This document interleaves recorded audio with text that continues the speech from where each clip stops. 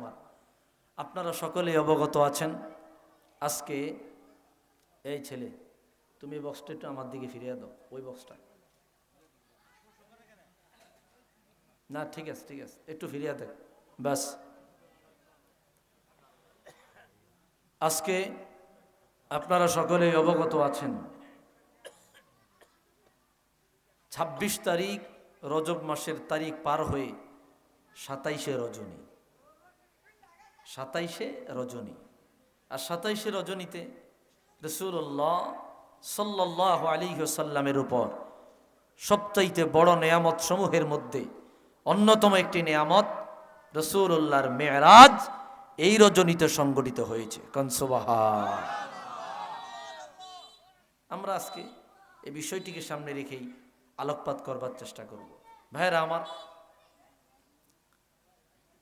নবী করিম সাল্লাল্লাহু আলাইহি ওয়াসাল্লাম নবুয়ত প্রকাশ পেয়ে যাওয়ার পর ধারাবাহিকভাবে হুজুরের উপর মক্কার কাফের মুশরিকরা বিভিন্নভাবে নির্যাতন, জুলুম, নিপীড়ন শুরু করে দেয়। তখন তত বেশি নির্যাতন করতে পারে নাই।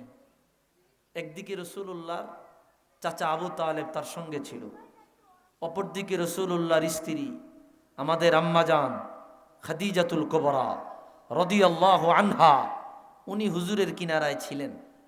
অর্থাৎ হুজুরকে ছায়া দেওয়ার মতো, বেষ্টন করে রাখার মতো, দেখে শুনে রাখার মতো মজবুত শক্তিশালী রাসূলুল্লাহর কিছু আপনজন কিনারায় ছিল। কিন্তু ধারাবাহিক ১০-১২ বছর চলে যাওয়ার পর রাসূলুল্লাহর চাচার ইন্তেকাল হয়ে যায় এবং রাসূলুল্লাহর স্ত্রী আমাদের আম্মাজান খাদিজাতুল কুবরা রাদিয়াল্লাহু আনহা, ওনারও ইন্তেকাল হয়ে যায়। হুজুর একেবারে একা হয়ে যান, সঙ্গী হারা হয়ে যান, যাকে ইতিহাসের ভাষায় বলা হয়েছে আমুল হুজুন, তথা দুঃখের বছর। যে বছর স্ত্রীকে হারাইছেন, চাচাকে হারাইছেন, আপন অনেককে হারায়া একা হয়ে গেলেন, মক্কার কাফের মুশরিকেরা জুলুম নির্যাতন শুরু করে দেয়। ওই বছরটা হুজুর এত কষ্ট পেয়েছেন, আল্লাহ ওই বছরের নাম দিয়েছেন আমুল হুজুন, তথা দুঃখের বছর। কথা বুঝতেছেন?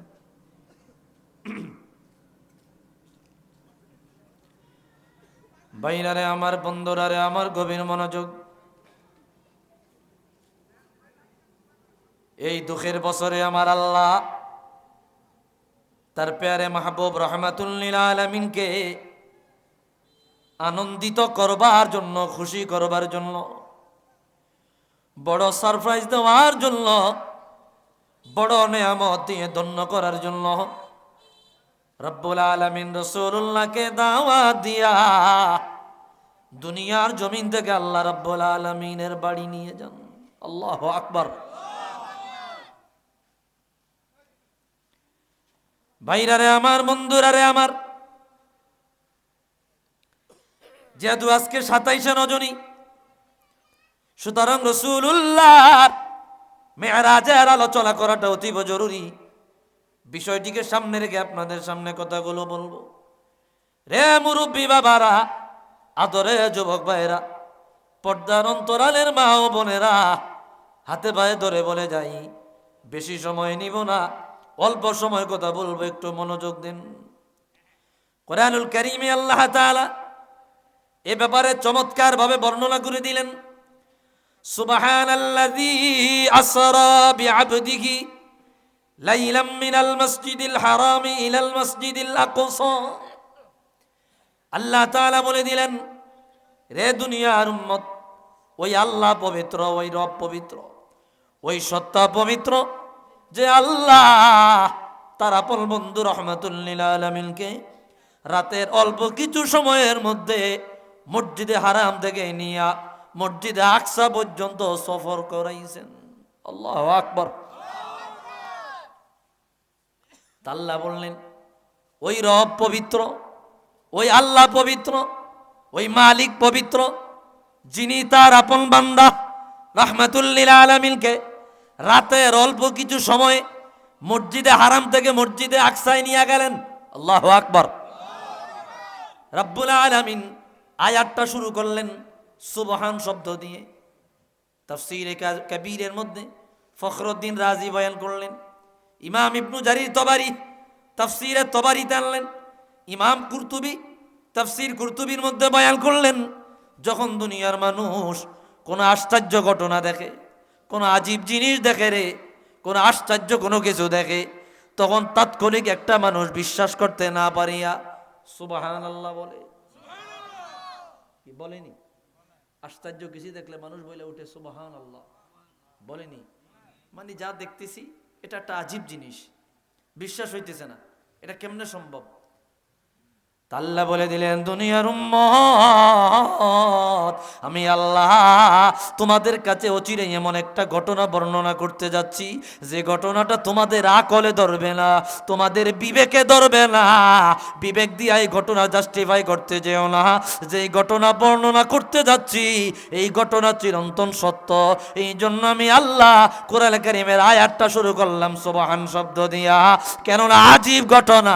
তোমাদের বিশ্বাস করতে যদি কষ্ট হয়, বিশ্বাস করতে যাতে কষ্ট না হয়, এই কারণে আমি আল্লাহ আয়াতে কারিমা সুবহান শব্দ দিয়া উল্লেখ করলাম। একটু আওয়াজ দিয়া বলি আল্লাহু আকবার।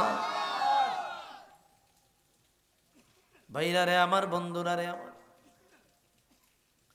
হাবিবে কিবরিয়া মুহাম্মাদুর রাসূলুল্লাহ সাল্লাল্লাহু আলাইহি ওয়াসাল্লাম মসজিদে হারামের কিনারায় ঘুমায় রইলেন, হাতিমে কাবার কিনারায় ঘুমায় রইলেন। রহমাতুল লিল আলামিনকে আল্লাহ দাওয়াত দিয়া নিজের কুদরতি কিনারায় নিয়ে গেলেন। আল্লাহ বলে দিলেন, বন্ধু আমার, হাবিব আমার, আপনার আপনজনকে আমি আল্লাহ নিয়ে গেলাম। আপনার মায়ের গর্ভে যখন 2 মাস, আপনার আব্বাকে আমি আল্লাহ নিয়ে আসছি। আপনার বয়স যখন 6 বছর, আপনার আম্মাকে আমি আল্লাহ নিয়ে গেলাম। আপনার বয়স যখন 12 থেকে 13 বছর হয়েছে, আপনার দাদাকে আমি আল্লাহ নিয়ে গেলাম। অতঃপর আপনার চাচাকে আমি আল্লাহ দীর্ঘ সময় আপনার কিনারায় রাখলাম। আপনার নবুয়তি পর্যন্ত চাচাকে রাখলাম, চাচা আবু তালেবকে নিয়ে গেলাম। অতঃপর আপনার সঙ্গী বানাইলাম আপনার স্ত্রী হযরতে খাদিজাতুল কুবরা রাদিয়াল্লাহু তাআলা আনহাকে, ওনাকেও আমি আল্লাহ নিয়ে গেলাম। আপনাকে একা দুঃখে রাখতে চাই না, কষ্ট দিতে চাই না, আপনাকে খুশি করবার জন্য, আনন্দিত করবার জন্য, আপনাকে আমি আল্লাহ নেয়ামত দেওয়ার জন্য, আমার কুদরতি কিনারায় আনিয়া আমি আল্লাহর দেখা দিয়া আপনার মনের কষ্ট দূর করার জন্য আমি আল্লাহর কাছে নিয়ে গেলাম। একটু আওয়াজ দিয়া বলি আল্লাহু আকবার। ভাইরা রে আমার, বন্ধুরা রে আমার, রাসূলুল্লাহ মক্কা শরীফে হাতিমে কাবার কিনারায় ঘুমিয়ে রইলেন। ইমাম সুয়ুতি খাসাইসুল কুবরায় হাদিস বয়ান করলেন, রাসূলুল্লাহর কাছে 4 জন ফেরেশতার একটা দল আসলো। জিবরিল আমিনের নেতৃত্বে একজন ফেরেশতা আসিয়া রাসূলুল্লাহর মাথার কিনারায় দাঁড়ালো। দাঁড়িয়ে বলল, আহাদা, ইনি কি তিনি যাকে আল্লাহ দাওয়াত দিয়েছেন? আল্লাহু আকবার। জিবরিল আমিন বললেন, জি, ইনি তিনি যাকে আল্লাহ রাব্বুল আলামিন দাওয়াত দিলেন। জিবরিল আমিন বললেন, হ্যাঁ মালিক, তোমার বন্ধুকে আমরা ঘুমন্ত পাইলাম, রাসূলুল্লাহকে জাগায়া তোমার কাছে আনার জন্য প্রিপারেশন নিব। বলে, না, আমার রহমাতুল লিল আলামিনকে জাগানো যাবে না। কেন জাগানো যাবে না? বলে, দুনিয়ার উম্মত, দুনিয়ার মানুষকে জাগানো যায়, নবীদেরকে জাগানো যায় না। নবীরা ঘুমাইলে ওহী নাজিল হয়, এই জন্য নবীদেরকে ঘুম থেকে জাগ্রত করা হারাম। আল্লাহু আকবার। রাসূলুল্লাহকে জাগানো যাবে না, যতক্ষণ না পর্যন্ত না জাগে তত গায়া ঘুমায়া গেলেন। ঘুমাইতে ঘুমাইতে ঘুমাইতে ঘুমাইতে হাত্তা গরাবাতিশ শামস, সূর্য ডুবে গেল। হুজুর জাগলেন, জাইগা বললেন, ও আলী রে, আসল্লাইতাল আসর, আসরের নামাজ পড়ছনি? আলী বলল, না ইয়া রাসূলুল্লাহ, আমি আসরের নামাজ পড়ি নাই। আলী যে আসরের নামাজ পড়ে নাই এটা রসুল ঘুমানের আগেই জানতো। তাহলে নচেত সূর্য ডুবে গেল, অন্ধকার হয়ে গেল, মাগরিবে রক্ত প্রবেশ করলো, হুজুর জায়গা কেন বললো আসর পড়ছ? চাইলে তো হুজুর ঘুমানের আগে আলীর কোলে মাথা লাগানোর আগেই বলতে পারত। বুঝেন না কথাটা? বলতে পারতো না? হুজুর বলে নাই, কেননা এখানেও একটা হেকমত আছে। হুজুর আমি আসরের নামাজ পড়ি নাই, আপনি আমার কোলে ঘুমায় রইলেন। আমি ভেবেছি নবীরা ঘুমাইলে এটা আল্লাহর পক্ষ থেকে নেয়ামত, নবীদেরকে ঘুম থেকে জাগানো যায় না, এখান দিয়ে আসর কাজা হয়ে যায়। আপনি নবী আমার কোলে ঘুমাইলেন। ও নবী আমার, আসরের নামাজ পড়াও ফরজ, আপনার খেদমত করাও ফরজ, আর আপনার খেদমত করা বড় ফরজ। আপনাকে কষ্ট দিয়া আপনাকে ঘুম থেকে জাগায়া আমি আলী আসরের নামাজ পড়তে পারি না। আমি আলীর কাছে আসরের নামাজের চাইতে আপনি রহমতুল্লিল আলামিনের ঘুম আমার কাছে আনে অনেক বড়। আল্লাহু আকবার। হুজুর বলল, আলী আসরের নামাজ পড়তে চাও? বলে জি। ওক্ত মতো পড়তে চাও না কাজা পড়তে চাও? বলে হুজুর, আপনার জবান দিয়া যেহেতু বের হয়েছে ওক্ত মতো, তচেত আপনি আমাকে ওক্ত মতো আসরের নামাজ পড়াইয়া দিতে পারেন। কথা বুঝেন না আপনারা? কথা বলে মজা পাইতেছি না আমি। সূর্য ডুবে গেছে, এখন কি সূর্যের পিছনে আসবে? যেটা চলে যায় শরীয়ত ওটা তো থাকে না। মানুষ মারা গেলে হুকুম রহিত হয়ে যায়। সূর্য চলে গেছে, এক ওক্ত চলে গেলে পরবর্তী ওক্তটা তো মূল ওক্ত থাকে না, এটা কি থাকে? কাজা। এটা মূল ওক্তার ভিড়ে আসে? এটা তো সাধারণ নরমাল নিয়ম। ইনকাতা আতিশ হুকুম, ইনকাতা হুকুম এখানে কি হয়ে গেল? রহিত হয়ে গেল, নতুন হুকুম শুরু। রসুল বলতেছে, আসর কাজা পড়তে চাও না ওক্ত মতো পড়তে চাও? হুজুর, আপনার জবান দিয়া যেহেতু বের হয়েছে, তাহলে আমি অবশ্যই ওক্ত মতো আসর পড়তে চাই। সুবহান। তোমরা বক্সগুলা কিনলে আনছো, চালাইতে আনছো তো কই? বুক কখনই ধরে গেছে আমার, দেখাই তো আনছে। রাসূলুল্লাহ বললেন, রে আলী, তুমি আসরের নামাজ ওক্ত মতো পড়তে চাও? বলে হুজুর, আমি ওক্ত মতো পড়তে চাই। হাদিস বর্ণনা করলেন আসমা বিনতু উমাইস রাদিয়াল্লাহু তাআলা। তিনি বললেন, আল্লাহর হাবিব আঙ্গুল মুবারক আকাশের দিকে উঠাইলেন, বললেন, আল্লাহুম্মা ইন্না আলিয়ান কানা ফি তাআতিকা ওয়া তাআতি রাসূলিক ফারদুদি শামস। মালিক, তোমার আলী আমার অনুসরণে ছিল গো আল্লাহ, আসরের নামাজ পড়তে পারি নাই, সূর্যটারে ফিরাইয়া দেন, আমার আলী আসরের নামাজ পড়বে। আসমা বিনতে উমাইস বলে, রে আমি পাহাড়ের চূড়ায় তাকিয়ে দেখে সূর্য ডুবিয়া গেল, ডুবে যাও সূর্য পিছনে ব্যাক আসিয়া আবার আসরের নামাজের সময় সূর্য যেমন দেখা যায় তেমন হইয়া গেল। রসুল বলল, আলী রে, সূর্য উঠাইয়া দিলাম, এইবার তুমি ওক্ত মতো আসরের নামাজ আদায় করো। একটু আওয়াজ দিয়া বলে আল্লাহু আকবার। তো মুখ্য উদ্দেশ্য সেটা না। রসুল ঘুমাইলে পরে নবীদেরকে জাগানো যায় না। জিবরিল আমিন রাসূলুল্লাহর কদমের কিনারায় দাঁড়ায় গেলেন। রাসূলুল্লাহ জাগ্রত হইলে পরে জিবরিল বলল, গো ফেরেশতা, আমার হুজুরকে এমন ভাবে ধরো রে, রাসূলুল্লাহর আরামের সাথে, আদবের সাথে, ইজ্জতের সাথে দুনিয়া পাহাড়ের চূড়ায় নিয়ে যাও, রহমাতুল্লিল আলামিনকে আমরা রেডি করব। পাহাড়ের চূড়ায় নিয়ে গেলেন, রহমাতুল্লিল আলামিন জাগ্রত অবস্থায় বসাইলেন। আমার বন্ধুরে, জিবরিল আমিন জান্নাত থেকে 2টা পেয়ালা আনলেন, একটা পেয়ালার মধ্যে পানি দেখা যায়। রাসূলুল্লাহকে বসায় জিবরিল বলল, নবী গো, আল্লাহ আপনাকে দাওয়াত দিয়েছে, আল্লাহর কাছাকাছি নেওয়ার জন্য আপনাকে আমরা প্রস্তুত করতে চাই। আল্লাহু আকবার।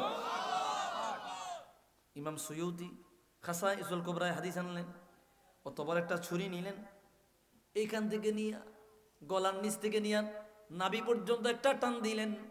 এটাকে ওপেন হার্ট সার্জারি বলা হয়, ওপেন হার্ট সার্জারি বলা হয়। এই যে ডাইরেক্ট গলার নিচ থেকে একটা টান মারিয়া নাভি পর্যন্ত ফেরে ফেললেন। আল্লাহু আকবার।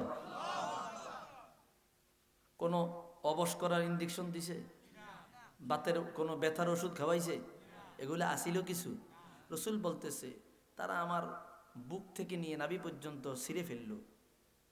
ফাখরাজাল কলবা শরীফ, আমি রসুলের কলব মোবারক বের করলো, হার্ট, আমি রসুলের হার্ট, এই কলব মোবারক বের করলো। ফাকাতাহু, সেটাকে কর্তন করলো। অতঃপর জান্নাত থেকে পেয়ালা ভরে পানি আনলেন, ওই পানি দিয়া আমি রাহমাতুল্লিল আলামিনের কলব মোবারক ধৌত করলেন। ধৌত করিয়া হাত্তা মুলিয়াত হিকমান ওয়া ইলমান ওয়া নূরা। রাসূলুল্লাহ বলে, রে আমি হাবিবের কলব মোবারকে আমার আল্লাহ এমন ইলম, এমন নূর, এমন হিকমত ঢুকায়া পরিপূর্ণ করে দিলেন। কেননা রাসূলুল্লাহ যাবে আল্লাহর বাড়ি, যাবে নূরের জগতে, যাবে সিদরাতুল মুনতাহা পাড়ি দিয়া নূরের জগৎ, যেখানে নূরের পাওয়ার এত বেশি। জিবরিল আমিন নিজে বলল, হুজুর সিদরাতুল মুনতাহার উপরে আমি যাইতে পারবো না। কেন পারবা না? তুমি তো নূরের ফেরেশতা, সেটাও নূরের তৈরি। বলে, হুজুর আমার নূরের চাইতে সেই নূরের পাওয়ার অনেক বেশি, আমি জিবরিল আমিন সহ্য করতে পারবো না, আপনি সেখানে যাইতে হবে। রাসূলুল্লাহ ওই নূরের ফেরেশতা, যেখানে যাইতে পারে না সেখানে রাসূলুল্লাহ যাবে, ৭০,০০০ নূরের পর্দা পাড়ি দিবে। ওই নূরের পাওয়ার টক্কর দেওয়ার জন্য আমার রহমাতুল লিল আলামিনের দেহ মুবারকে যেই পরিমাণে নূরের পাওয়ার দেওয়া দরকার, ওই পরিমাণে নূরের তাজাল্লিয়াত দিয়া, নূরের ক্ষমতা দিয়া, নূরের আলো দিয়া হুজুরের কলব মুবারকে সেট করে দিলেন।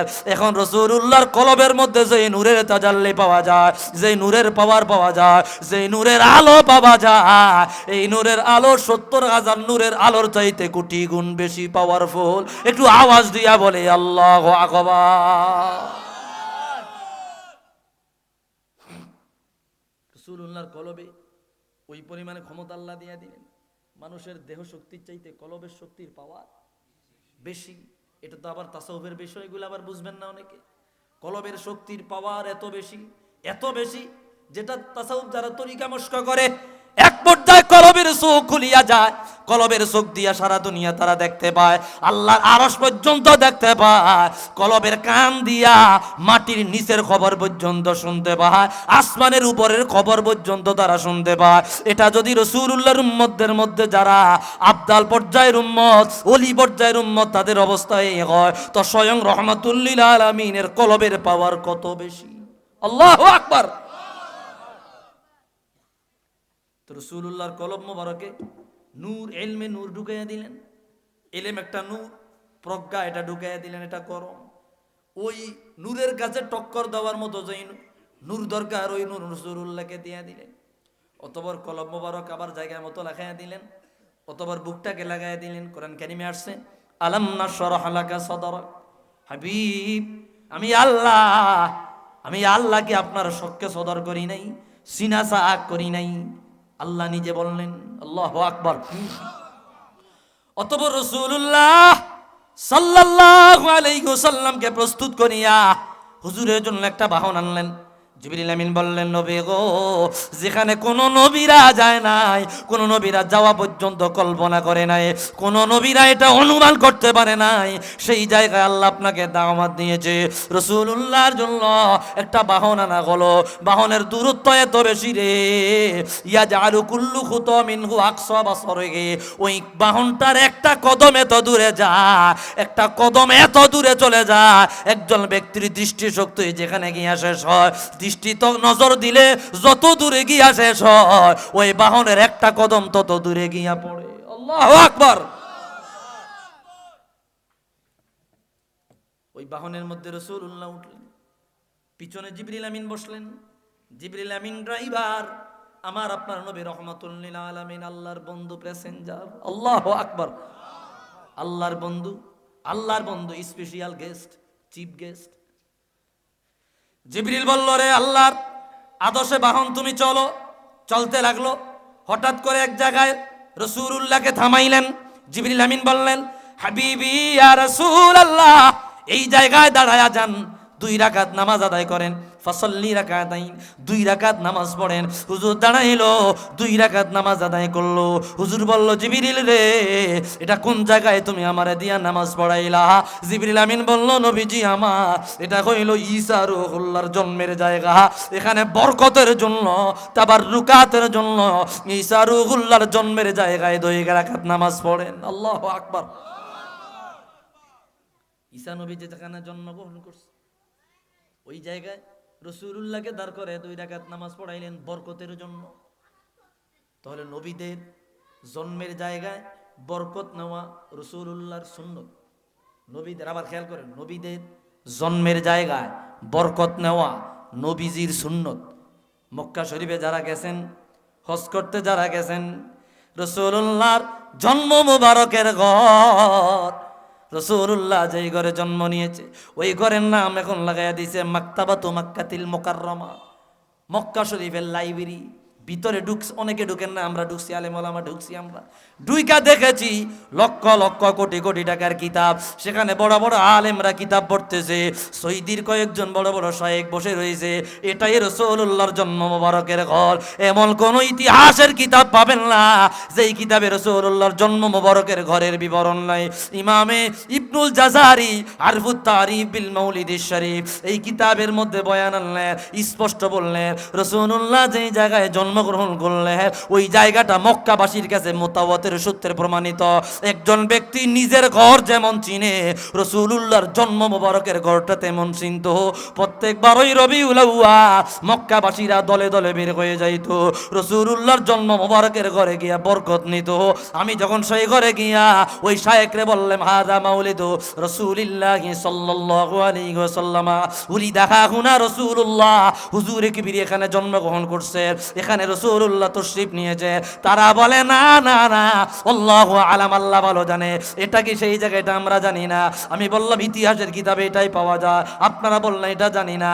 তারা মানুষকে রাসূলুল্লাহ আসার থেকে চিহ্ন থেকে বরকত নেওয়াটা শিরিক মনে করে, অথচ রাসূলুল্লাহ ঈসা রূহুল্লাহর জন্মের জায়গায় নামাজ পড়েছেন।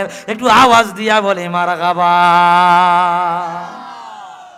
আপনি মক্কায় যাইবেন, এই মাকতাবাতু মাক্কাতিল মুকাররমায় ঢুকবেন, ভিতরে হারামের ভিতরে একবার কাছেই ঢুকলে পরে যদি জিজ্ঞাসা করেন এখানে রাসূল জন্ম নিয়েছে, তারা দেখবেন ভেটকি মেরে উঠবে, তবে আল্লাহ ভালো জানে। আমি নিজে এই প্রশ্নের সম্মুখীন হয়েছি, আমি অবাক হয়ে গেলাম। আমি তার 2টা কিতাবের রেফারেন্স দিছি, কয়টা 2টা কিতাবের রেফারেন্স দিছি, আর কথা বলে নাই। আমি কি আপনার এখানে কোন জায়গায় কোন কিতাব আমি তো জানি না, বের করেন। উতলুব হাযাল কিতাব আল মুসাম্মা অরফুত তারিফ বিল মাউলিদিশ শরীফ আল মুআল্লিফুল জালিল ইমাম ইবনুল জাজারি 832 হিজরিতে ইন্তেকাল। আজ থেকে 750 বছর আগের ইমাম খোলেন, আমি দেখাই দেই, পৃষ্ঠা নম্বর পর্যন্ত বলে দিয়েছি। ওয়া কানা মাউলিদু রাসূলিল্লাহি সাল্লাল্লাহু আলাইহি ওয়াসাল্লাম মুতাওয়াতিরুন ওয়া মাশহুরুন ইনদা আহলি মক্কাতা, এবারত পর্যন্ত বলে দিয়েছে। তাহলে নবীদের জন্মের জায়গায় গিয়া বরকত নেওয়াটা, তাবাররুকাত নেওয়াটা, ওসিলা নিয়ে দোয়া করাটা, নামাজ পড়াটা, এটা রাসূলুল্লাহর সুন্নাত। রাসূলুল্লাহ ঈসা রূহুল্লাহর জন্মের জায়গায় দাঁড়ায়া নামাজ পড়তে পারলে আমরা রাসূলুল্লাহর জন্মের জায়গায় কেন বরকত নিতে পারবো না? একটু আওয়াজ দিয়া বলেন ঠিক কিনা। ওয়াহাবিবাদ ঢুইকা সব নষ্ট করে দিয়েছে। কষ্ট পাইতেছেন আপনারা? রাসূলুল্লাহ সামনে আগাইলেন, জিবরিল আমিন বললেন হুজুর এখানে দাঁড়ান, 2 রাকাত নামাজ পড়েন। হুজুর এখানে 2 রাকাত নামাজ পড়লেন। বলে এটা কোন জায়গা? বলে এই জায়গা হলো হযরত মূসা কালিমুল্লাহর জন্মের জায়গা। সুবহানাল্লাহ বলেন।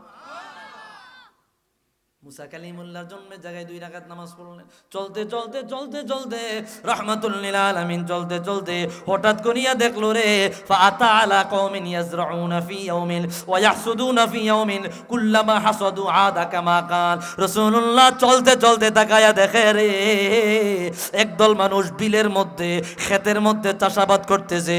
সকাল বেলায় ফসল লাগাইলো, সন্ধ্যা বেলায় ফসল বড় হয়ে গেল, ফসল ধরে গেল, ফসল পেকে গেল, সন্ধ্যাবেলায় ফসল কাটিয়া বাড়িতে আনিয়া এগুলা পিষিয়া রুটি বানায়া খাইতেছে। রাসূল বলল ফাকালা হাউলা ইয়া জিবরিল, এ জিবরিল রে এরা কারা? জিবরিল আমিন বলল হাউলা ইল মুজাহিদুনা ফি সাবিলিল্লাহ, নবীজি আমার এরা আপনার উম্মতের মুজাহিদেরা, যারা আল্লাহর রাস্তায় জিহাদ করেছে, আল্লাহর রাস্তায় যুদ্ধ করেছে, আল্লাহর রাস্তায় জিহাদ করে শহীদ হয়ে গিয়েছে। আল্লাহ তাআলা তাদেরকে এত বড় নিয়ামত দিয়েছে, তাদের এক একটা নিয়ামতকে আমার আল্লাহ 700 গুণ পর্যন্ত বাড়ায়া দিল। এই কারণে তাদেরকে অনেকগুলা নিয়ামতের একটা নিয়ামত, সকাল বেলায় ফসল লাগায়, সন্ধ্যা বেলায় ফসল বড় হয়ে যায়, ওই ফসল তারা ঘরে আনিয়ে কাটিয়ে রান্না করে রাখা। একটু আওয়াজ দিয়া বলি আল্লাহু আকবার। আল্লাহর রাস্তার মুজাহিদ। এই দৃশ্য দেখার পরে হুজুর চলতে লাগলো। চলতে চলতে সুম্মা তাআলা কওমিন তুরদাখু রুউসুহুম বিসসখরি কুল্লামা রুদিখাত আদাত কামা কানাত। হঠাৎ করিয়া রাসূলুল্লাহ একটা দলের কিনার দিয়া যাচ্ছিলেন, দেখতেছে একদল মানুষদেরকে মাথার মধ্যে পাথর দিয়া আঘাত করে করে মাথাগুলো ছেঁচে ছেঁচে কিভাবে নিয়ে ফেলতেছে, টুকরা টুকরা করে ফেলতেছে।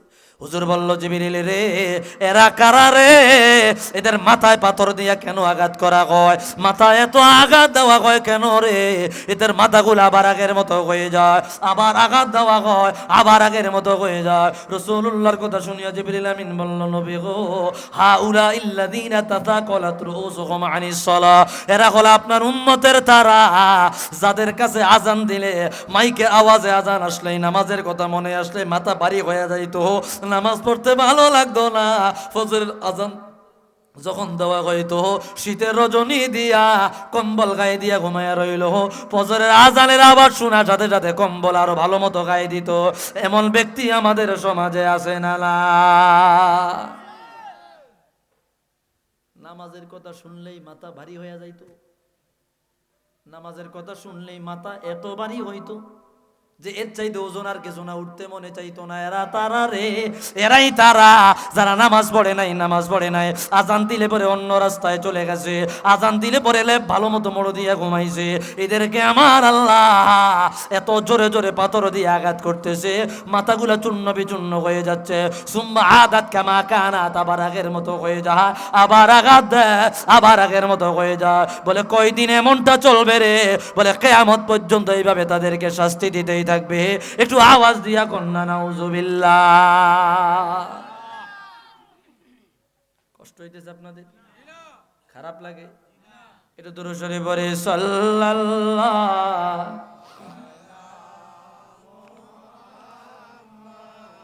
সাল্লাল্লাহ, মোহাম্মদ মোহাম্মদ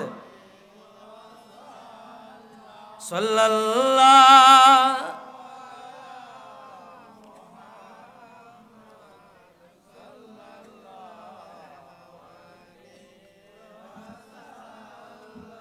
فمحمدنا هو سيدنا فليعزنا لا لإجابته صلى একটু মহব্বতে বলেন না।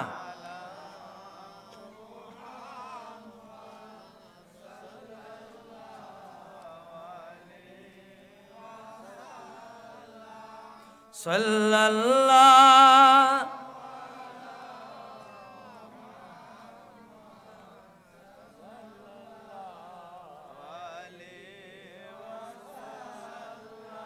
সাতি শাজারু নাতাকাল হাজারু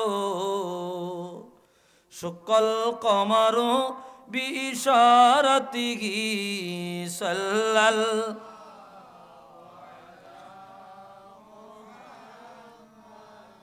সাল্লাল্লাহ সাল্লাল্লাহ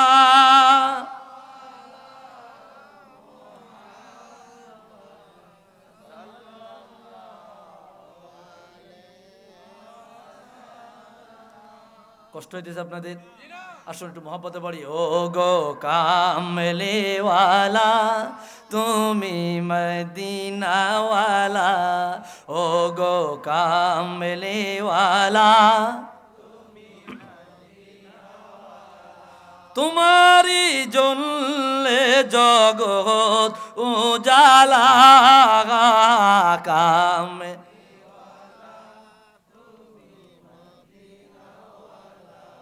ও গো কামলিওয়ালা, তুমি মদিনাওয়ালা, তুমি নূরের নবী, তুমি দেনের ছবি, তুমি নূরের না, তোমারি নূরে সারা জাহান হইল উজালা, কামলে তুমি মদিনাওয়ালা, ও গো কামলিওয়ালা। একটু আওয়াজ দিয়া বলি মারহাবা। ভাইরা আমার, রাসূলুল্লাহর সামনে চলতে লাগলো। আমি সংক্ষেপে কথাগুলা বলছি, বেশি সময় নিব না, অল্প সময়ের মধ্যে আমি গুছাইয়া দেব। হুজুর সামনে যাইতে যাইতে দেখলেন হঠাৎ করে আরেক দল মানুষ সুম্মা তাআলা কওমিন বাইনা আইদিহিম লাহমুন ফি কদনিন নাদিজ ওয়া লাহমুল আখির নাইয়িন খাবিস ফাজালু ইয়াকুলুনাল খাবিস ওয়া ইয়াদউনান নাদিজাত তাইয়্যিব। রাহমাতুল লিল আলামিন সামনে গেল, সামনে গিয়া দেখে রে একদল মানুষ দেখা যায় যাদের সামনে দুই ডেস্কি পাতিল, দুইটা পাতিল ভরা গোশত দেখা যায়। একটা পাতিলের মধ্যে দুর্গন্ধযুক্ত গোশত দেখা যায়, পচা গোশত দেখা যায়, আর একটা পাতিলে সুবারযুক্ত ভুনা করা গোশত দেখা যায়। ওই মানুষগুলা ভুনা গোশত, পাকানো গোশত না খাইয়া পচা দুর্গন্ধযুক্ত গোশত খাইতেছে। হুজুর বলল, জিবরিল রে এরা কারা? বলে, হুজুর এরা কইল আপনার উম্মতের তারা যাদের ঘরে হালাল বিবি আছে, হালাল স্ত্রী আছে, হালাল বিবি থাকার পরেও জিনা ব্যভিচারে লিপ্ত হয়েছে, অথবা যাদের ঘরে হালাল বৈধ স্বামী আছে, হালাল বৈধ স্বামী থাকার পরেও আপনার ব্যভিচারে লিপ্ত হয়েছে, জিনায় লিপ্ত হয়েছে। এদেরকে আমার আল্লাহ কিয়ামতের ময়দান কায়েম হওয়ার আগ পর্যন্ত এদেরকে আমার আল্লাহ পচা দুর্গন্ধযুক্ত গোশত খাওয়াইতেছে। একটু আওয়াজ দিয়া কর নাউজুবিল্লাহ। আছে না নাই? কথা বলেন, আছে না নাই? ভাইরা আমার, রাসূলুল্লাহ চলতে লাগলো। এইভাবে চলতে চলতে চলতে চলতে বাইতুল মুকাদ্দাসের কাছাকাছি চলে আসলে জিবরিল আমিন বললেন, ইয়া রাসূলুল্লাহ, এটা হচ্ছে আপনার প্রথম স্টেশন, এখানে একটু দাঁড়ায়া যান, দাঁড়ায়া এখানে বিশ্রাম নেন। আমাদের সফর শুরু হবে, উপরের সফর। এখানে নাস্তা পানি পান করবেন, নামাজ পড়বেন, বিশ্রাম নেবেন, অথবা উপরে আপনার সফর শুরু করবেন। আল্লাহু আকবার। হুজুর দাঁড়াইলেন, মসজিদে আকসার ভিতরে প্রবেশ করলেন। তাকায়া দেখে রে হাজার হাজার মানুষ দেখা যায়। জিবরিল আমিন বলল, মাল হাউলা। জিবরিল রে, রাসূল বলল, জিবরিল রে এরা কারা? এদেরকে তো কখনো দেখলাম না। আর এত গভীর রজনী দিয়া এই মানুষগুলা মসজিদে আকসার মধ্যে কি করে? জিবরিল আমিন বলল, নবীজি আমার, এরা সমস্ত আম্বিয়া আলাইহিমুস সালাম, এরা জেনেছে আপনি নবী মসজিদে আকসা হয়ে আল্লাহর সাথে দেখা দিতে যাইবেন, আপনার সাথে এক নজর দেখা করার জন্য, দোয়া নেওয়ার জন্য, আপনার সাথে দেখা করার জন্য সমস্ত নবীরা মসজিদে আকসায় চলে আসছে। একটু আওয়াজ দিয়া বলি আল্লাহু আকবার। রাসূলুল্লাহ তাদের সামনে দাঁড়ায়া অনেকক্ষণ দাঁড়ায়া থাকবার পরে রাসূল বলল, জিবরিল কেন দাঁড়ায়া রইল? বলে, হুজুর 2 রাকাত নামাজ পড়বে। হুজুর বলল, ইব্রাহিম খলিলকে বলো, বলে যাবে না। ঈসা রুহুল্লাহকে বলো, বলে যাবে না। মুসা কালিমুল্লাহকে বলো, বলে যাবে না। কেন যাবে না? বলে, হুজুর তারা আপনার পিছনে নামাজ পড়ার জন্য এসেছে, আপনি দাঁড়ায়া যান, 2 রাকাত নামাজ পড়িয়া তাদের ইমামতি করিয়া আপনি তাদেরকে বিদায় দেন। রাসূলুল্লাহ সামনে দাঁড়ায়া শুকরিয়াতান 2 রাকাত নফল নামাজ আদায় করলেন। হুজুরের জন্য লকব চলে আসলো ইমামুল মুরসালিন। সমস্ত নবীরা পিছনে ইক্তেদা করলো, রাসূলুল্লাহ ইমামতি করলো, রাসূলুল্লাহর নাম হয়ে গেল ইমামুল মুরসালিন, সমস্ত নবীদের ইমাম। একটু আওয়াজ দিয়া বলি আল্লাহু আকবার। ইমামুল মুরসালিন। রাসূলুল্লাহ নামাজ আদায় করে তার সবাই চলে গেল। আমার ভাইরা, আমার বন্ধুরা, রাসূলুল্লাহর জন্য খাবার আনা হলো, নাস্তা আনা হলো। হুজুর এই যে নাস্তা, একটা পেয়ালার ভর্তি দুধ, আরেকটা পেয়ালা ভর্তি শরাব বা মদ। তখন তো মদের আয়াত নাজিল হয় নাই, মদ হারাম হয় নাই তখনও পর্যন্ত, বা শরাব। ভাইরা রে আমার, বন্ধুরা রে আমার, রাসূলুল্লাহ ইখতিয়ার দেওয়া হলো, হুজুর 2টার একটা আপনি খান, যেটা খাইবেন আপনার ইচ্ছা। রাসূলুল্লাহ দুধ হাতে নিলেন, দুধ পান করলেন। রাসূল বললেন, দুধ পান করলেন। জিবরিল বললেন, আসাবতা ইয়া রাসূলুল্লাহ, আপনি সঠিক করেছেন। আপনি যদি শরাব পান করতেন, আপনার অর্ধেক উম্মত আপনার জাহান্নামী হয়ে যাইতো, অর্ধেক উম্মত গুমরা হয়ে যাইতো। রাসূলুল্লাহ দুধ পান করলেন। বুঝা গেল রে এই দুধ পানের মধ্যেই উম্মতের হেদায়েত নিহিত আছে। আল্লাহু আকবার। রাসূলুল্লাহ দুধ পান করলেন, দুনিয়ার জমিনের সফর শেষ করলেন। এটাকেই বলা হয় ইসরা। কোরআন শরীফ আছে, সুবহানাল্লাযী আসরা বিআবদিহি। জমিনের সফরটাকে বলা হয় ইসরা। ইসরা সফর শেষ, এইবার উপরে সফর যেটাকে বলা হয় মেরাজ, রাসূলুল্লাহর পুরা সফরটাকে দুই ভাগে ভাগ করা হয়। একটা হলো জমিনের সফর, যেই সফরটাকে বলা হয় ইসরা, আর একটা হইলো আসমানের সফর, যেই সফরটাকে বলা হয় মেরাজ। হুজুরের জন্য নতুন বাহন আনা হলো।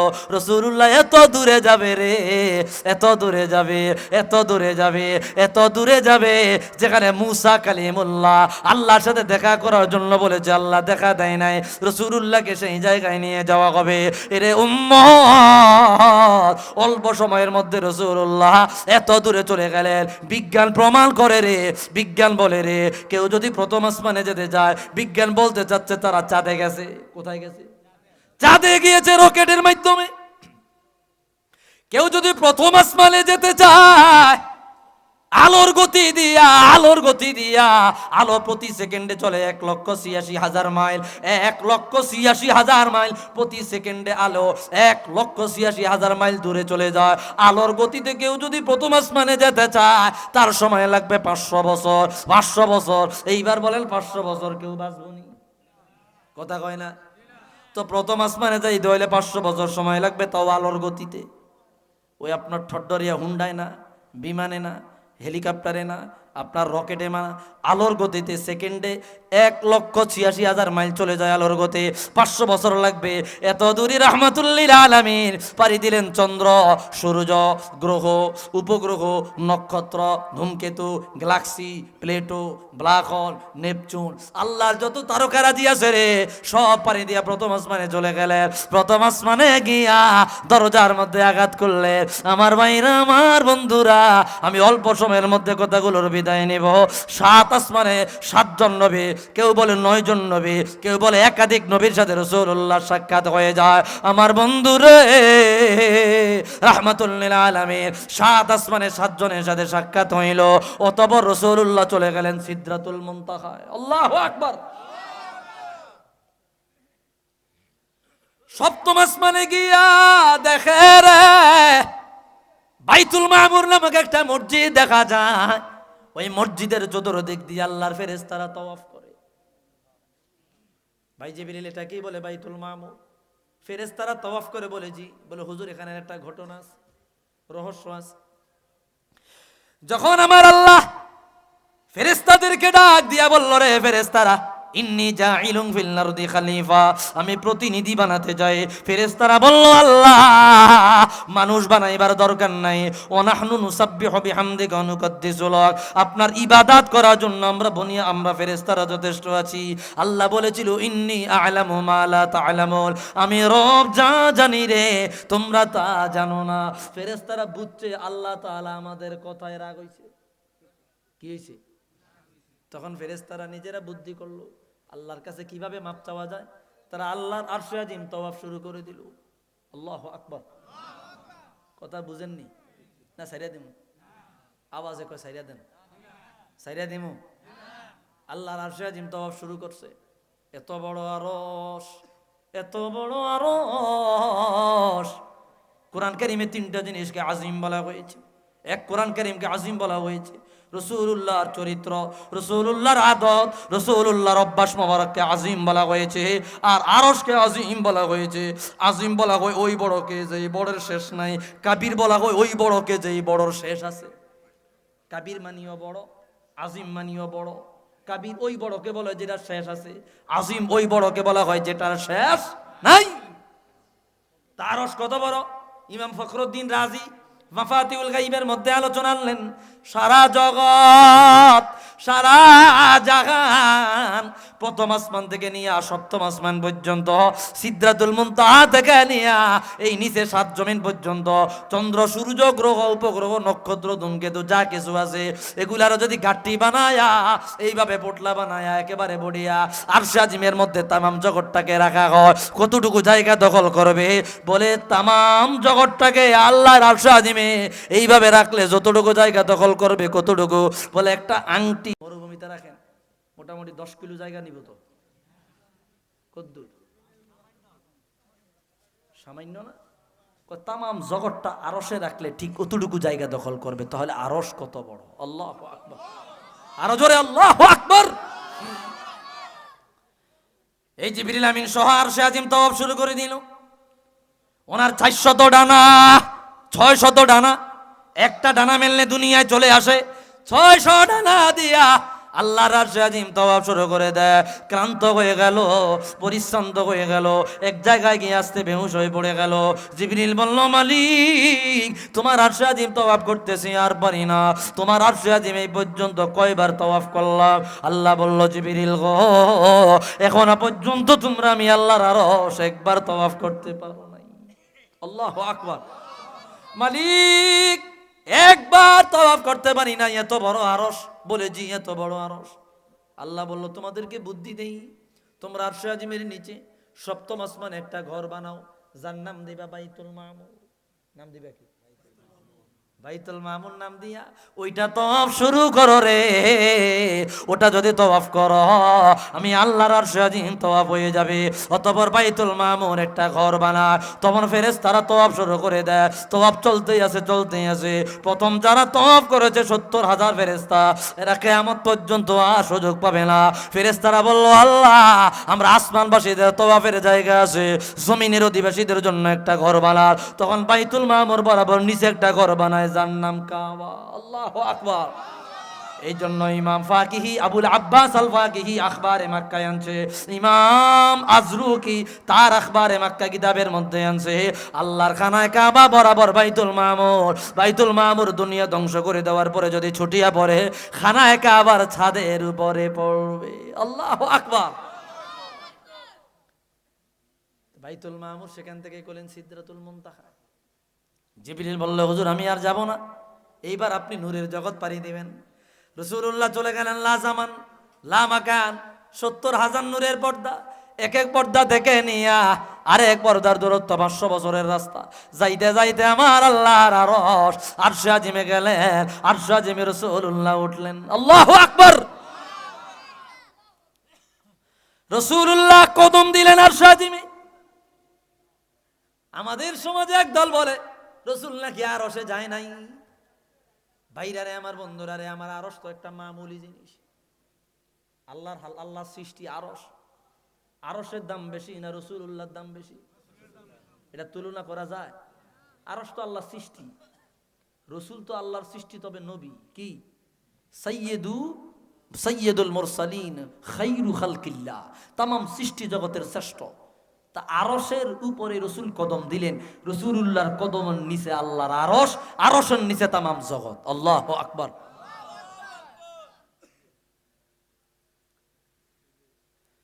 সেখানে গেলেন আমার হাবিব, জান্নাত দেখাইলেন, জাহান্নাম দেখাইলেন। ভাইরারে আমার, বন্ধুরারে আমার, অতঃপর আল্লাহ রাব্বুল আলামিন রাহমাতুল লিল আলামিনকে দিদার দিলেন। কোরআন কারীমে আয়াত আছে, সুম্মা দানা ফাতাদাল্লাহ ফাকানা কাবা কাউসাইনি আও আদনা ফাআওহা ইলা আবদিহি মা আওহা মা কাযাবাল ফুআদু মা রাআ। আল্লাহু আকবার। রাসূলুল্লাহ আল্লাহর এত নিকটে চলে গেলেন, এত নিকটে চলে গেলেন, এত নিকটে চলে গেলেন। ফাকানা কাবা কাউসাইনি আও আদনা, একটা তীর আর একটা ধনুক যত নিকটে থাকে, আমার হাবিব তার মালিকের এত নিকটে চলে গেলেন। আল্লাহু আকবার। একটা তীর একটা ধনুক যত নিকটে থাকে, একটা তীর একটা ধনুক যত কাছাকাছি থাকে, একটা তীর থেকে একটা ধনুকের দূরত্ব মোটামুটি 10 মাইল হইবনি? হ্যাঁ, কতটুকু? একেবারে কাছাকাছি না? তা আল্লাহ বলতেছেন সুম্মা দানা ফাতাদাল্লাহ, তারা দুইজন এত নিকটে হলো, ফাকানা কাবা কাউসাইনি আও আদনা, একটা তীর আর একটা ধনুক যত কাছাকাছি থাকে, তার চাইতেও নিকটস্থ হলো। আল্লাহু আকবার। অতঃপর তার রব ফাআওহা ইলা আবদিহি মা আওহা, অতঃপর তার রব তার বান্দার প্রতি যা ওহী নাজিল করার করলেন। এই আয়াত দিয়া অনেক ভাইরা বলে বেড়ায় রাসূলুল্লাহ আল্লাহর সাথে দেখা করে না, আল্লাহর কাছাকাছি যায় না। এই আয়াত দিয়া জিবরিল আমিনকে বুঝাইছে, রাসূলুল্লাহ জিবরিল আমিনের এত কাছাকাছি গেলেন, এত কাছাকাছি গেলেন, এত কাছাকাছি গেলেন, জিবরিল আমিনের মাঝে আর রাসূলুল্লাহর মাঝে একটা তীর আর একটা ধনুকের মতো দূরত্ব ছিল। এদের বেকুবরে জিবরিল আমিনের দেখানের লাই আল্লাহ তার হাবিবকে দুনিয়া থেকে এত দূরে নিছে। এটা কোনো কথা হইল নি? আপনারা মনোযোগ দেন না, আর অল্প সময় কথা বলবো। ভাইরা আমার, জিবরিলে দেখাল্লাই রাসূলুল্লাহ রে এত সুন্দর সাজায় এত উপরে নিছে। তো জিবরিল কি রাসূল সজবকে দেখে নাই? জিব্রাইলের দেখানো আল্লাহ তাআলা এত উপরে নিছে, কথাটার কোনো দাম আছে, ভ্যালু আছে? জিব্রিলের দেখানোর জন্য জিব্রিল আর রসুল এত কাছাকাছি ছিলেন, একটা তীর আর ধনুক বা তার চাইতে নিকটস্থ হইলেন। তো জিব্রিল আমিনরে দেখানিলে রসুল এত কষ্ট করে এত উপরে গেছেন। তা বোঝা গেল রসুলুল্লাহ চাইতে জিব্রিলের দাম বেশি। নাউজুবিল্লাহ। মানে কত সূক্ষ্মভাবে তার মানুষের মস্তিষ্কে কি ঢুকাই দিতেছে, চিন্তা করা যায়। আমরা তাও বুঝতাম। পরের আয়াত কি বলতেছে দেখেন, খেয়াল করেন। সুম্মা দানা ফাতাদাল্লা, তারা এত নিকটে হলো, ফাকানা কাবা কাউসাইনি আও আদনা, তীর আর ধনুক যত কাছাকাছি বা তার চাইতে নিকটে।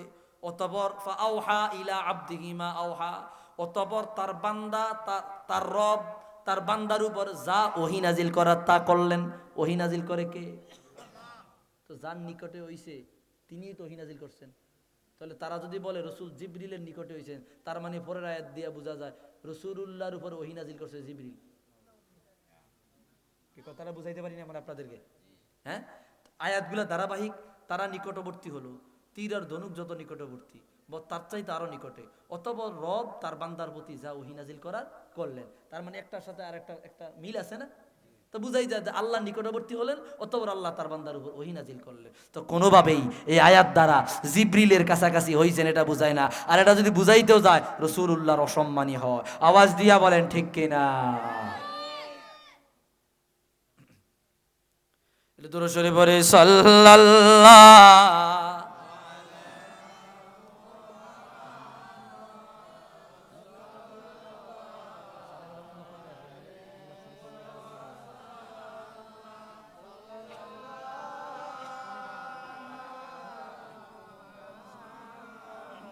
সাল্লাল্লাহু আলাইহি।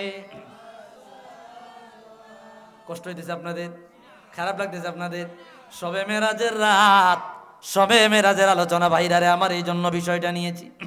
এই জন্য কবি বলেন, দিকে দিকে হাসি লোকে লোকে খুশি, সব পুলকে দোলে রে চলছে নবীজি মেরাজে। বলতাম নি। দিকে দিকে হাসি লোকে লোকে খুশি, সব দোলকে ফুল দোলে রে চলছেন নবীজি মেরাজে, চলছেন নবীজি মেরাজে।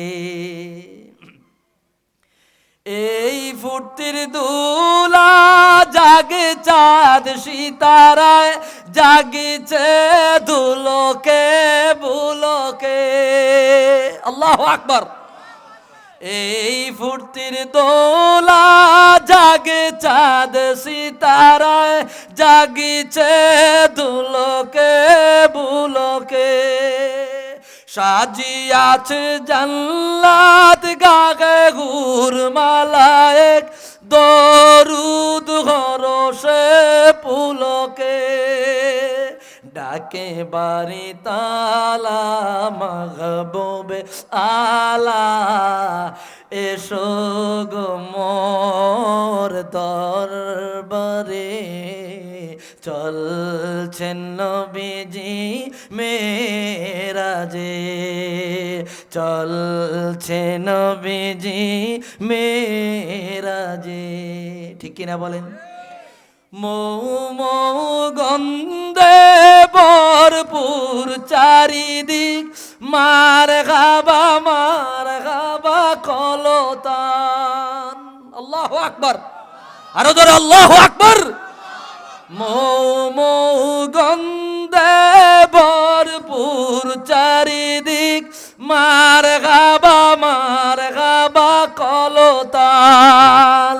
উচুলিত কাউসার জান্নাতি দ্বার সব খুলিয়া দিয়েছেন রে দোয়ান। আল্লাহু আকবার। রাসূলুল্লাহ যখন মেরাজে গেলেন, প্রত্যেকটা আসমানের দরজা রাসূলুল্লাহর আগমনের খাতিরে জান্নাতের দারোয়ান ফেরেশতারা রাসূলুল্লাহর সসম্মানে খুলিয়া দিলেন, রাসূলুল্লাহর অভ্যর্থনা জানালেন, স্বাগত জানালেন। এগুলো আপনারা সকলেই জানেন, এই জন্য আমি রিপিটার করি নাই। কবিতার মধ্যে কবিতা বলে দিলেন, মৌ মৌ গন্ধে ভরপুর চারিদিক, মার গাবা কলতান, উচুলিত কাউসার জান্নাতি দ্বার সব খুলিয়া দিয়েছেন রে দোয়াল। উঠে রনি রনি সালাম দনি মিলন বিনা বাজে রে, চল ছিন্ন বিজি মেরাজে, চল ছিন্ন বিজি। খারাপ লাগে আপনাদের? খারাপ লাগে আপনাদের? চলো আজ বুরাক পিছে পেলে ছায়াপথ, দুলক বুলক বেদিয়া। আল্লাহু আকবার। চলে আজি বুরাক পিছে ফেলে ছায়াপথ, দুলক বুলক বেদিয়া। নুরানি পথ ধরে পেলে সাথে আসমাল, সিদরাতুল মুনতাহা সে দিয়া। চলে বাসা চলে চারু সন্দে, নাচিয়া আনন্দে পিঠে নিও মোর নবীকে, চল ছিন্ন বিজি মেরাজে, চল ছিন্ন বিজি মেরাজে।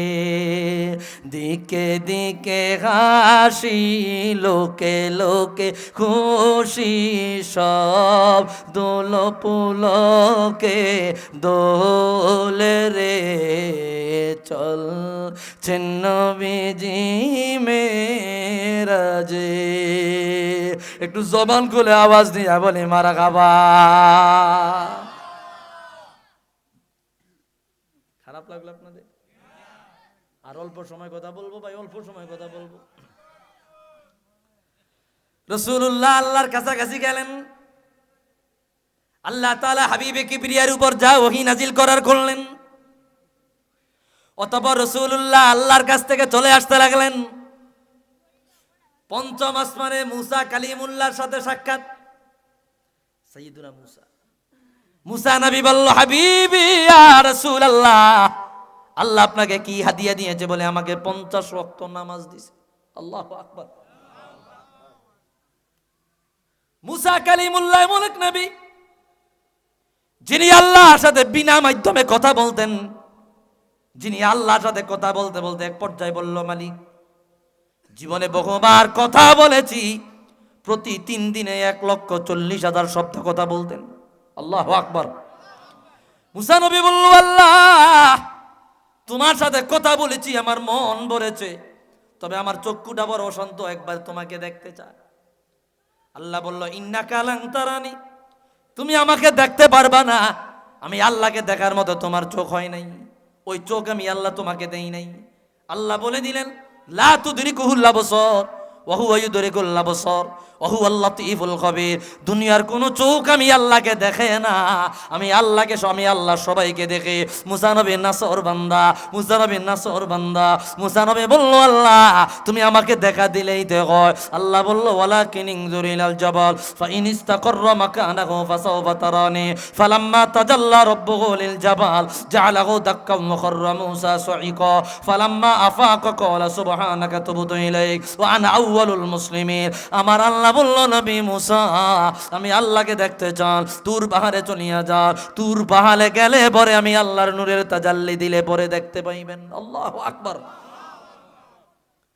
আমি আল্লাহ নূরের তাজাল্লি দিলে নিজের যদি কন্ট্রোল করতে পারেন, আমি আল্লাহকে দেখতে পারবেন। আল্লাহ যখন নূরে তাজাল্লি দেয়, মুসা নবী বেহুশ হয়ে পড়ে যায়, তুর পাহাড় জ্বলে পড়ে আংরা হয়ে যায়। মুসা নবীর হুশ ফিরে আসলে পরে বলে, আল্লাহ গো আমি কোথায় আছি? বলে তোর পাহাড়ে আছেন। তাহলে তুর কই আছে? বলে তোর তো জ্বলে পড়ে আংরা হয়ে গেছে। আল্লাহু আকবার। তুর জ্বলে পড়ে আংরা হয়ে গেছে, তুর নাই। মুসা নবী কয়, আল্লাহ ক্ষমা চাই, মাফও চাই, এমন রিস্কি আবদার আমি আর করব না। এই জন্যই তো কবি বলে, কে তুর পে কাহা রব নে লংতরানি मूसा, के तूर पे कहा रब ने लंतरानी मूसा, लेकिन मेरे आका को, लेकिन मेरे आका को अर्श पर बुलाया है। तुरबारे मुसा नबी के निया দেখা দিলাম না, আর আমি আল্লাহ আমার রহমাতুল লিল আলামিন কে আমার বাড়িতে আনিয়া দেখা দিয়েছি। একটু আওয়াজ দিয়া বলি মারহাবা। এই মুসা নবী আগেই তো সব জানে। মুসা নবী কয়, হুজুর কি দিয়েছে? বলে 50 ওয়াক্ত নামাজ দিয়েছে। কয় পারতো না, আপনার উম্মত যান, কমাই আনেন।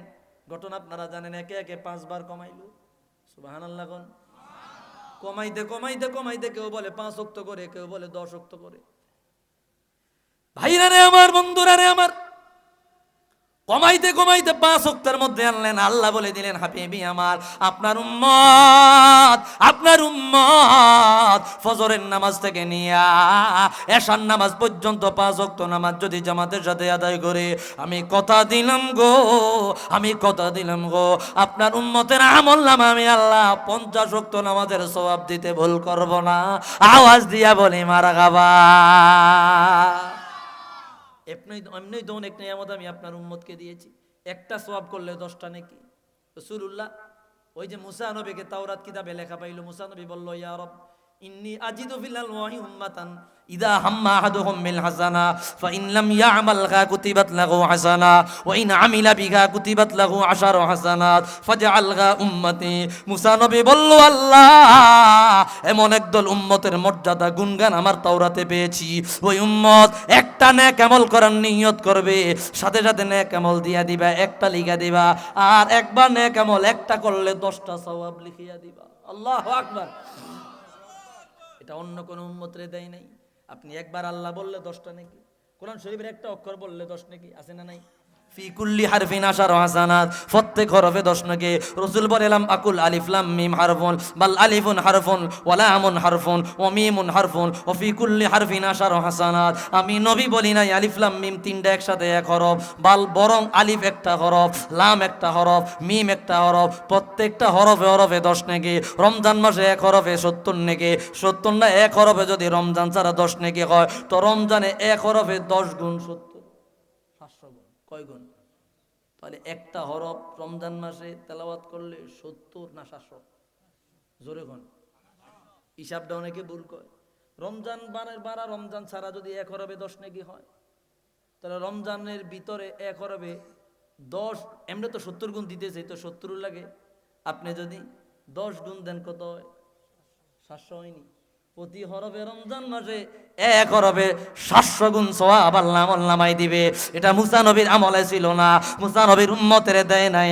এই জন্য মুসা নবী একটু কষ্ট পাইছে, একটু মন খারাপ করে যায়। মুসা নবী বলল, আল্লাহ এত মর্যাদা দিলা, একটা সওয়াব করলে 10টা সওয়াব, রমজান মাসে 170, ওই উম্মতগুলো আমার উম্মত বানায়া দেন। আল্লাহ বলল, না না না, ওই উম্মত আমার হুজুরের উম্মত। এই কারণে মুসা নবী বলল, আল্লাহ আপনার উম্মত এত নামাজ পারবে না, কমায়া নেন, কমায়া নেন, 5 ওয়াক্তের মধ্যে আনলেন। মুসা নবী কয় 5 ওয়াক্ত পারবে না, কমায়া আনলেন। আল্লাহর হাবিব বলল, মুসা গো আমি আর কমাইতে পারবো না, কেননা আমার লজ্জা লাগে রে। আল্লাহ বলে দিয়েছে 5 ওয়াক্ত নামাজ যদি কেউ আদায় করে রে, আমার আল্লাহ তার আমলনামায় 50 ওয়াক্তের সওয়াব দান করবে। একটু আওয়াজ দিয়া বলি আল্লাহু আকবার।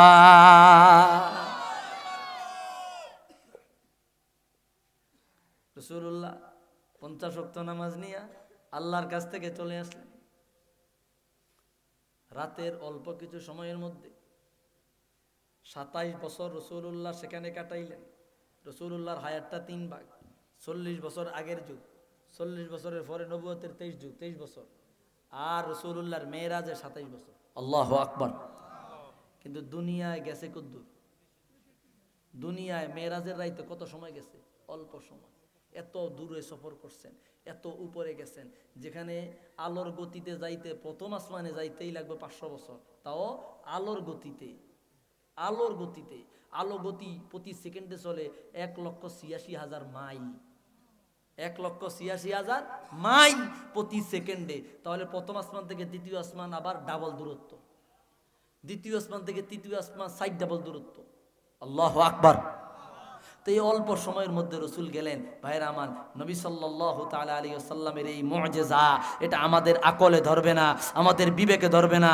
আমাদের এই সামান্য বিবেক দিয়া এত বড় মুআজিজাকে আমরা ক্যালকুলেশন করতে পারবো না।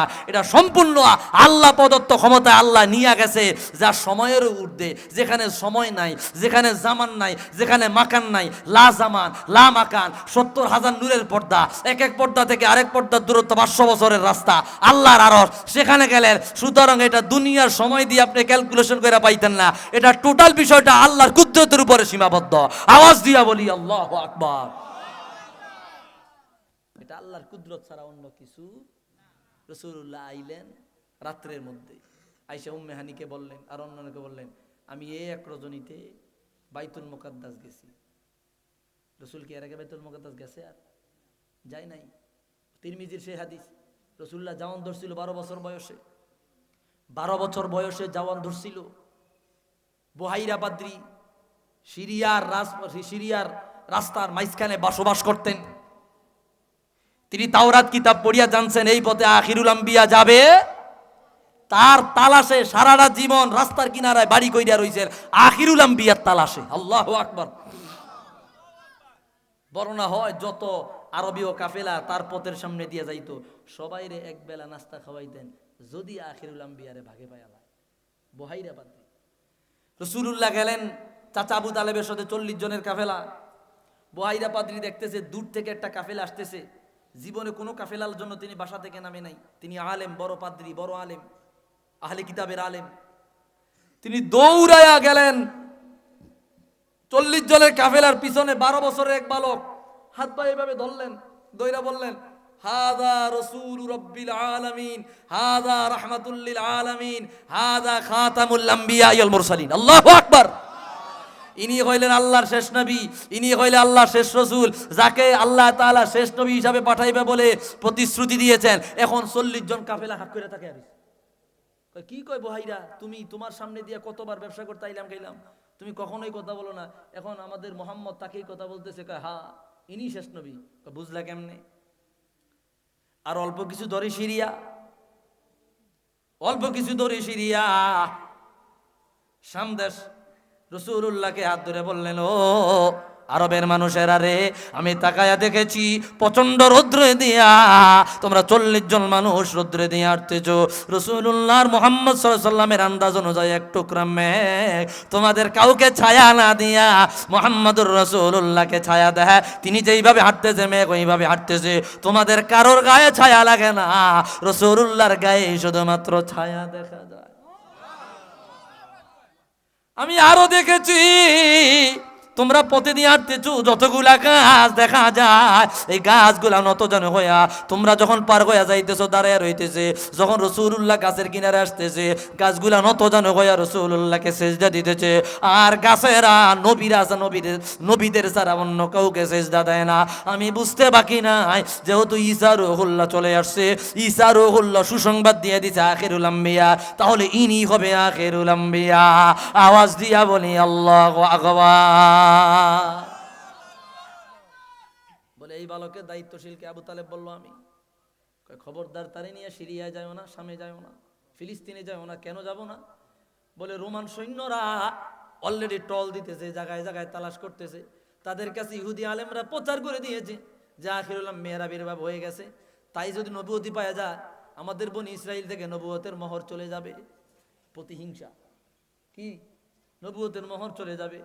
সুতরাং আমরা তাকে হত্যা করার জন্য বেরোইছি, হত্যা করব তারা, এই জন্য তারা তালাশ করতেছে। এই কথা বলতে না বলতেই বুহাইরা বাদ্রী দেখতেছে দূর থেকে 4 জন রোমান সৈন্য, রোমানিরা তো আগের থেকে সংস্কৃতিওয়ালা, শিক্ষিত, সশস্ত্র যোদ্ধা, তারা একেবারে খুব পরিপাটি একটা রাষ্ট্র, পরিপাটি জাতি রোমানরা। গ্রিস, ইটালি বর্তমানে বাংলাদেশ থেকে যাওয়ার জন্য পাগল হয়ে যায় না? কথা বলে না কেন?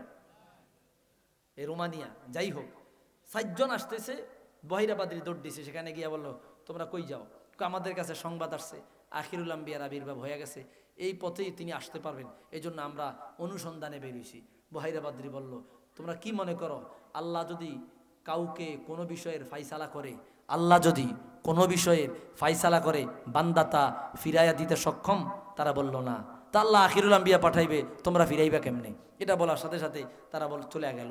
তখন বহিরাবাদী রসুলুল্লাহর জন্য জাইতুনের তেল দিয়া কেক বানাইছে, রুটি বানাইছে, ডিব্বা বইরা তেল দিছে।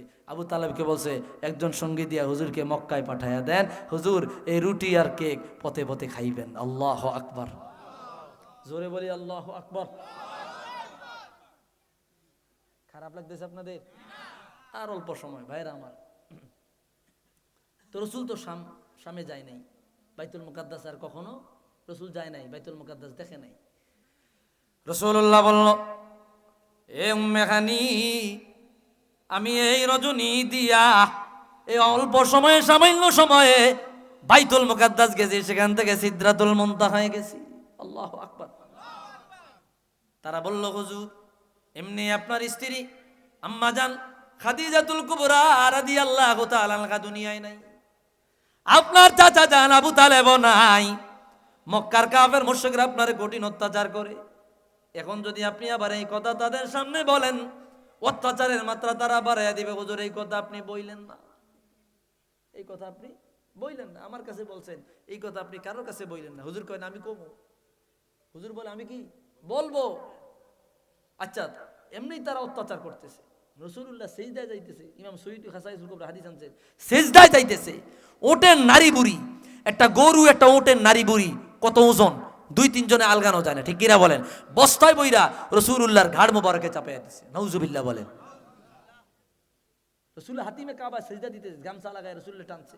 রাসূলুল্লাহর স্ত্রী আম্মা জান খাদিজাতুল কুবরা রাদিয়াল্লাহু আনহার ইন্তেকালের পরে রাসূলুল্লাহকে দেখার মতো কেউ নাই। পরবর্তীতে সহ্য করতে না পারিয়া হযরতে হামজা, হযরত আব্বাস রাদিয়াল্লাহু তাআলা আনহু এরা চ্যালেঞ্জ কইরা যে বাতিজার গায়ে আঘাত, আমরা বাতিজার ধর্ম গ্রহণ করলাম। আল্লাহু আকবার। এরপর আস্তে আস্তে শক্তি যোগাইছে। ভাইরা রে আমার, রাসূলুল্লাহ ফজরের নামাজে গেলেন,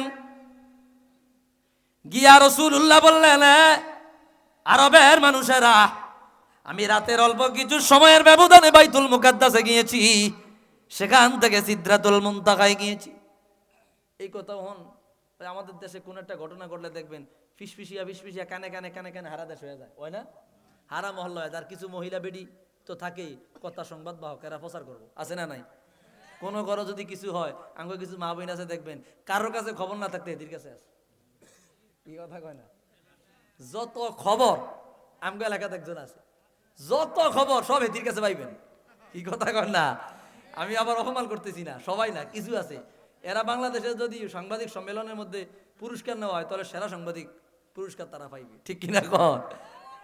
সব খবর তাদের কাছে আছে। ভাইরা আমার, দেখবেন একজনের ঘরে যদি কোনো মধ্যে কদ্দুর কথা লিক হয়, কোনো ঘটনা লিক হয়, এই ঘটনা তো international news, DBC news, BBC news হয়ে গেছে। কি কথা কন না? এই যে অবস্থা ভাইরা আমার। তো যে কথা বলতেছিলাম, রাসূলুল্লাহ সাল্লাল্লাহু আলাইহি সাল্লামের এই মেরাজের ঘটনা এখন সবার কানে কানে চলে গেল।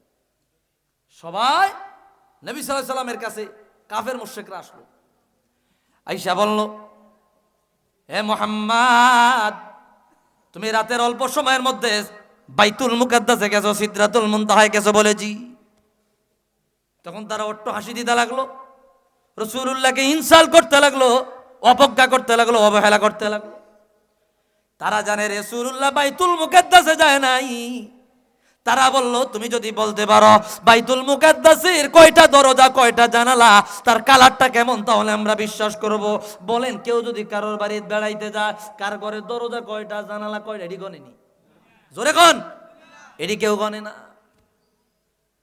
রাসূলুল্লাহ বাইতুল মুকাদ্দাসে গিয়া এর কাছে নিয়ে যাও। আমার হুজুর দেখে দেখে বলে দিবে। রাসূলুল্লাহকে প্রশ্ন করার পর রাহমাতুল লিল আলামিন দেখে দেখে বলে দিল, ও মক্কার কুরাইশেরা, বাইতুল মুকাদ্দাসে গো জানালায় তো গলো, দরজায় তো গলো, কালার এমন। রাসূল দেখে দেখে বলে দিয়েছে। তখন মক্কার মধ্যে যারা অন্যরা ছিল, রাসূলুল্লাহর মিরাজের ঘটনা দেখিয়া অন্য ব্যক্তিরা রাসূলুল্লাহর হাতে বায়াত নিয়ে ঈমান আনলেন। একটু আওয়াজ দিয়া বলি আল্লাহু আকবার।